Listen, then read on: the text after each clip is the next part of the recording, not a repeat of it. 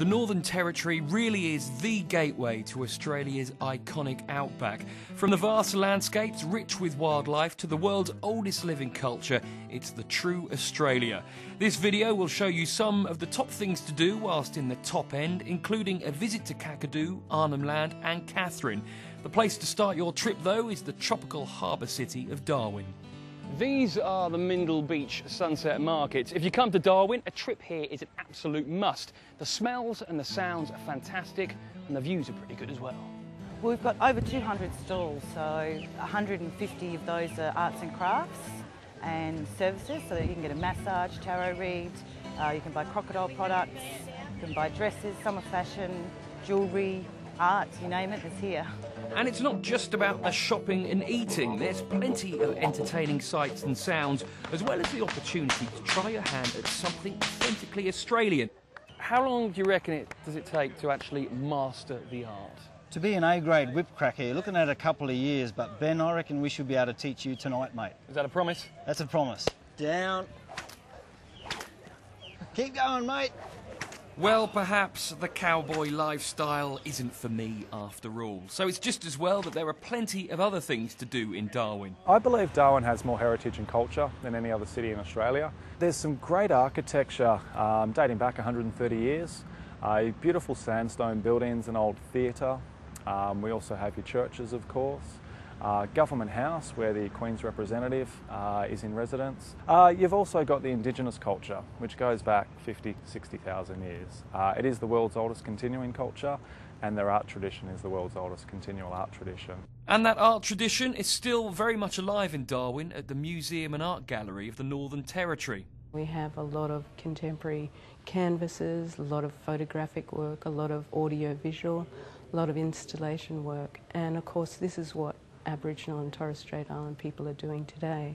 I'd really encourage people to come and have a look at Indigenous art here in Australia. It's an opportunity for you to see not only the very best of visual art practice here in Australia, but to get a glimpse of the history, the long history of Indigenous culture.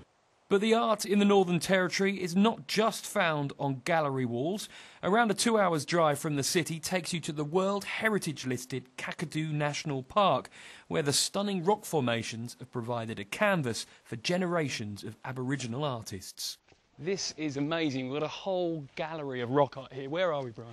We're at the main gallery at Urbia rock art sites, and if you look up there you can see a whole range of rock art from the X-ray style paintings, which Kakadu is famous for, right through to the early Mimi style paintings, which is also up there as well. And there is an awful lot of rock art all around this area. That's absolutely right. Let's go check out some more. Let's go. Kakadu National Park is an outback paradise. Everywhere you go there are fantastic views and wonderful wildlife. In fact, sometimes it feels like you're driving through a movie set, but you don't always have to stick to the road. Yes, one of the most sought-after experiences for any visitor to the Northern Territory is a scenic helicopter flight. When you're looking down at the ground here from the helicopter, it's amazing to think that you're looking at places where no other human being has probably ever been. It really is the wild Australian outback out here.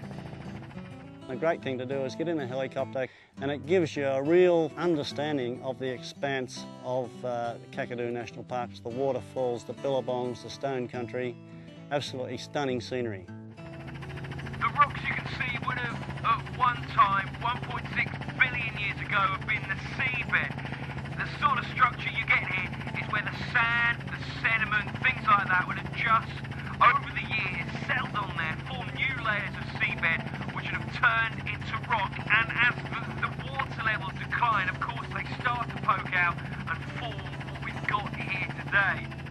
Well, that is absolutely amazing. Of course, the views are fantastic. You'd expect that, but it's the sense of adventure that gives it the extra buzz. If you come here, you've got to give it a go.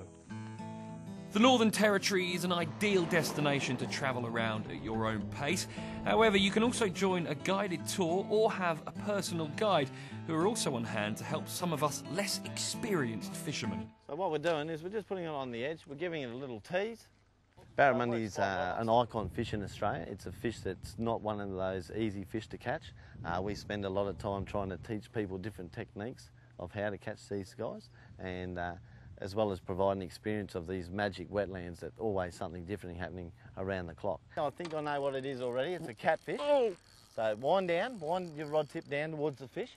God, look at that! There, you don't need to wind anymore, mate. Gee, that's definitely a fish. Yeah, not the one of the predatory fish that we're after. I don't really care, to be honest. That is the biggest fish I've ever caught, which isn't particularly saying much, but it's definitely the biggest fish I've ever caught. Kakadu is an area that's got so many different opportunities. There's so many vast differences around the area. You can drive into Kakadu and think there's nothing to it.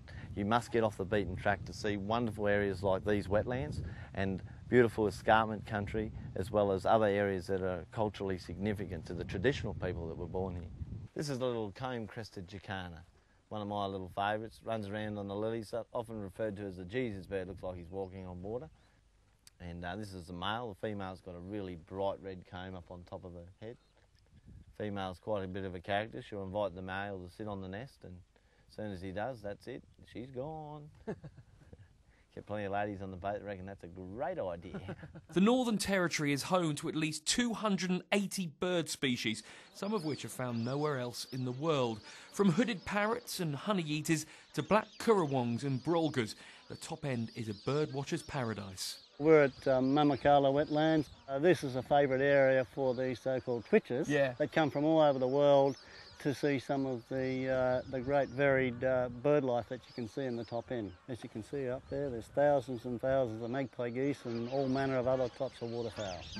You can trek through the stunning Northern Territory landscape to spot some of these rare birds, or take a leisurely cruise through many of the wetlands teeming with bird life, or gorges like this, the spectacular Katherine Gorge, just 3 hours drive south of Darwin, which offers many activities from canoeing and bushwalking to four-wheel drive adventures.